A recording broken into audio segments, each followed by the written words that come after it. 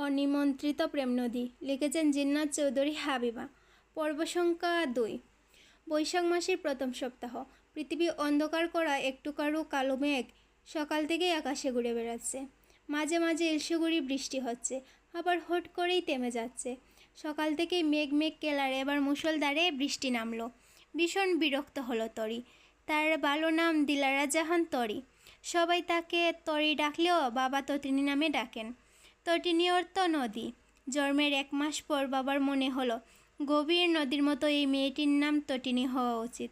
সেই ছোট্ট তরি টলমল চোখে তিনি একটি বিশাল নদী দেখতে পেতেন।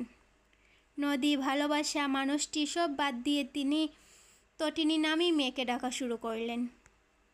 তরির মনটা খারাপ হয়ে গেল এমন ঝুমি ঝুমি বৃষ্টি দেখে।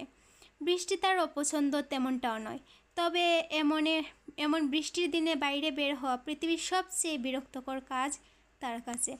বৃষ্টি হচ্ছে হোক, সে বারান্দায় দাঁড়িয়ে 1 কাপ চা হাতে বৃষ্টি উপভোগ করবে, অথবা খাতা মুড়ি দিয়ে লম্বা একটি ঘুম দেবে। বাইরে কেন যেতে হবে? বাধ্য হয়েই আজ বাড়ি থেকে বের হয়েছে সে।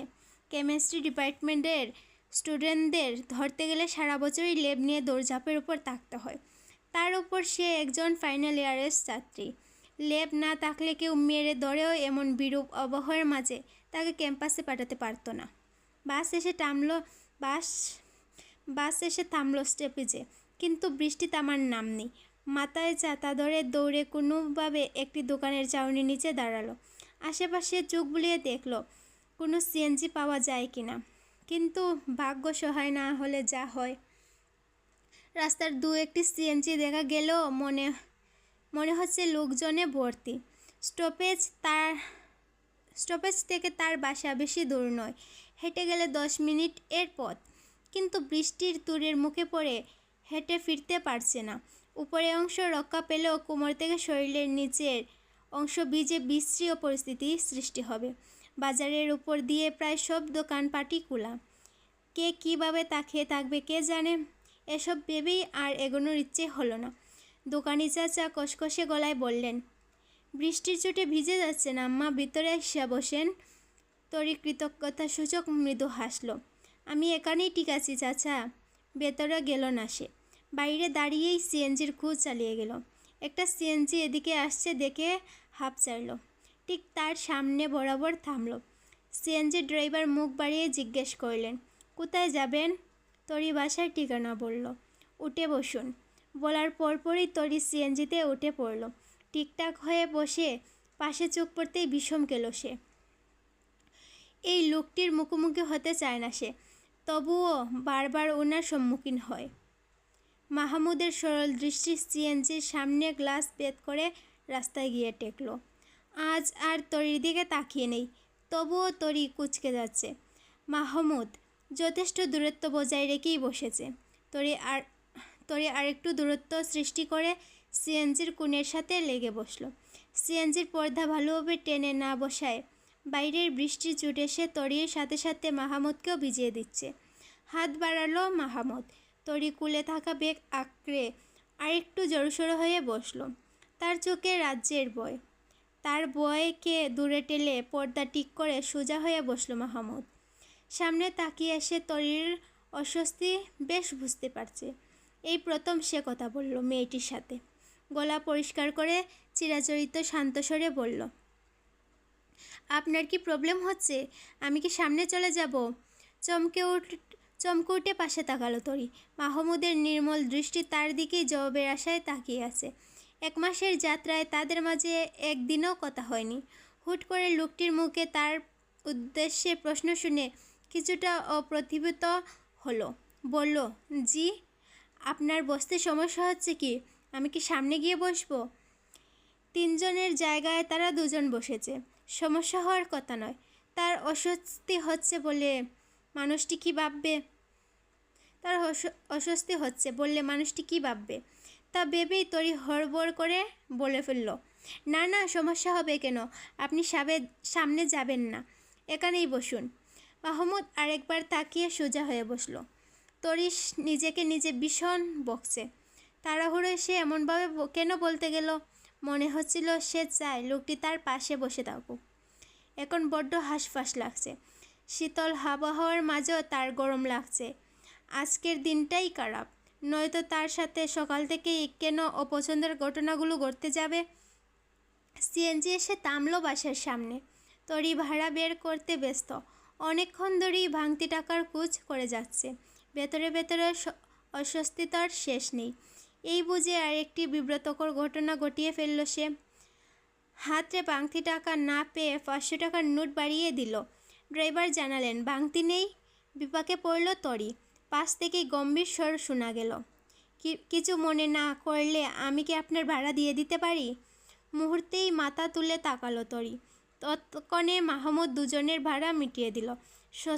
স্তব্ধ হয়ে তাকিয়ে রইল সে। তার তার এখানে কি বলা উচিত? পাশ কাটিয়ে যেতে যেতে মাহমুদ বলে গেল, ভিজে যাচ্ছেন আপনি, মাথায় ঠিক করে ছাতা ধরুন। সদ্ভিত ফিরে পেতেই নিজের কাজে আবারও লজ্জায় পেল তরি।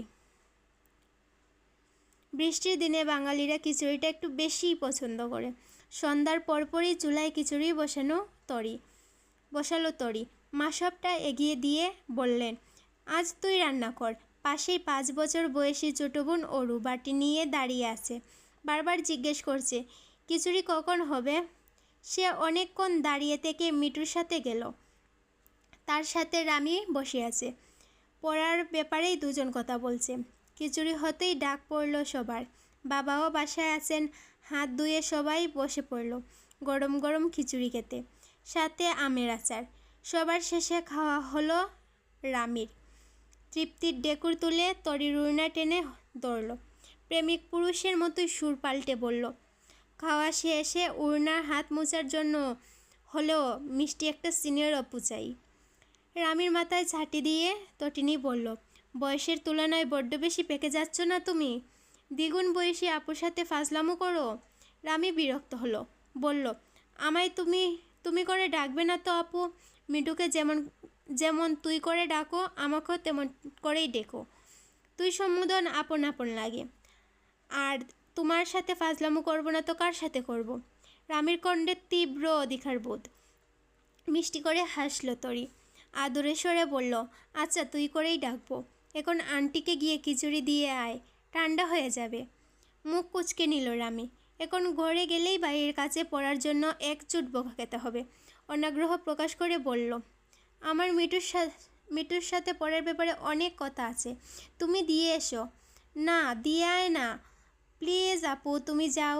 মিঠু গিয়ে দিয়ে আয় তো। মিঠুর কাছ থেকে জবাব এলো, পারবো না। মা সবার তামাশা দেখছেন। মিঠুকে বকাবকি করে শেষে তরিকেই যেতে বললেন। যেতে পারবো না বললে মা অনেক প্রশ্ন করবে। অগত্যা তরিকেই যেতে হলো। সংকোচ নিয়ে দরজায় বেল দিল। কীর্ণ সময় পর দরজা খুলে গেল। আরও একবার অপ্রস্তুত হলো তটিনী। ভেবেছিল আন্টি দরজা খুলবে, কিন্তু দরজা খুলেছে মাহমুদ। তাকে এভাবে দাঁড়িয়ে থাকতে দেখে মৃদুস্বরে বলল, ভেতরে আসুন। তটিনী হাতের বাটি বাড়িয়ে দিল। হতস্তত করে বলল, এটা রাখুন, মা পাঠিয়েছে। মাহমুদ হাত থেকে বাটি নিল।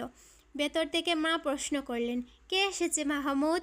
খানিকক্ষণ নিশ্চুপ তাকিয়ে থেকে ঠান্ডা গলায় জবাব দিল, বাড়ির মালিক। আয়েশা সুলতানা এগিয়ে এসে তরিকে দরজায় দাঁড়িয়ে থাকতে দেখে হাত টেনে ভেতরে নিয়ে এলেন। অনুযোগের স্বরে বললেন, তুমি দেখছি এখন একদমই আমাদের ফ্ল্যাটে আসতে চাও না। আন্টি কি তোমায় খুব বিরক্ত করি? চি আন্টি, বিরক্ত করবেন কেন? আসলে ইদানিং পড়াশোনার চাপ একটু বেশিই যাচ্ছে, সেই জন্য আশা কমিয়ে দিয়েছি। সত্যিটা আলগোচে লুকিয়ে গেল তরি।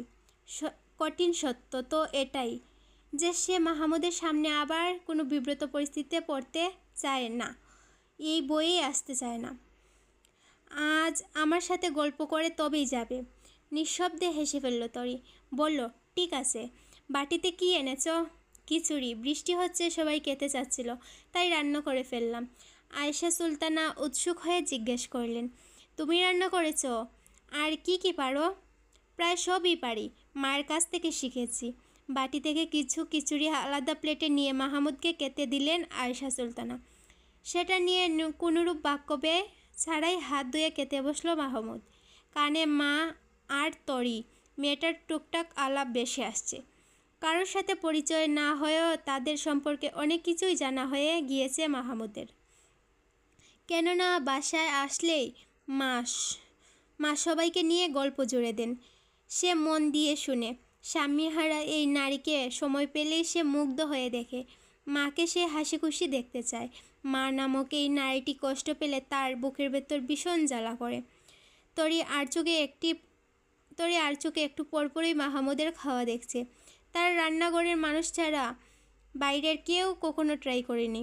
আজই প্রথম আন্টির জন্য নিয়ে এসেছিল। লোকটি কোনো ফিডব্যাক দেবেন কি? দিলেও কেমন দেবেন? পজিটিভ নাকি নেগেটিভ? পরক্ষণেই তরি ভাবল সে অত সব ভাবছে কেন। অনেকক্ষণ ধরে গল্প করে এবার উঠে পড়ল তরি। আয়েশা সুলতানা বিদায় জানিয়ে দরজার দিকে পা বাড়ালেন। ড্রয়িং রুমে বসেই কাজ করছিল মাহমুদ। মা খেতে বসেছেন, তাই সে দরজা লাগাতে গেল। দরজা পর্যন্ত এসেই মাহমুদের কথায় থেমে গেল তরি। মাহমুদ শান্ত চোখে তাকিয়ে শান্ত স্বরে বলল, খিচুড়িটা বেশ ভালো ছিল। কারোর প্রশংসা করতে সে কখনো কার্পণ্য করে না, তাই সরাসরি তরির রান্নার প্রশংসা করলো। তরি কি বলবে ভেবে পেল না। এই একটা জায়গায় এসেই সে শব্দ হারিয়ে ফেলে। পরিস্থিতি হয়তো এমন হতো না যদি না সেদিন মাহমুদ এসে পড়ত। হুট করেই কোনো বিব্রতকর ঘটনা ঘটে গেলে তটিনীর জড়তা কাটিয়ে উঠতে সময় লাগে। এখনও ঠিক তেমনটাই হচ্ছে। প্রশংসা পেয়ে ধন্যবাদ দেবে কি দেবে না ভেবে উসখুস করছিল সে। অনেকটা সময় তীক্ষ্ণ দৃষ্টিতে তাকিয়ে দেখল মাহমুদ। মোটা পুরুষালী স্বরে শুধালো, এতটা অশান্ত কেন হচ্ছেন তরি? আপনি কি সেদিনের ঘটনার জন্য বিব্রত?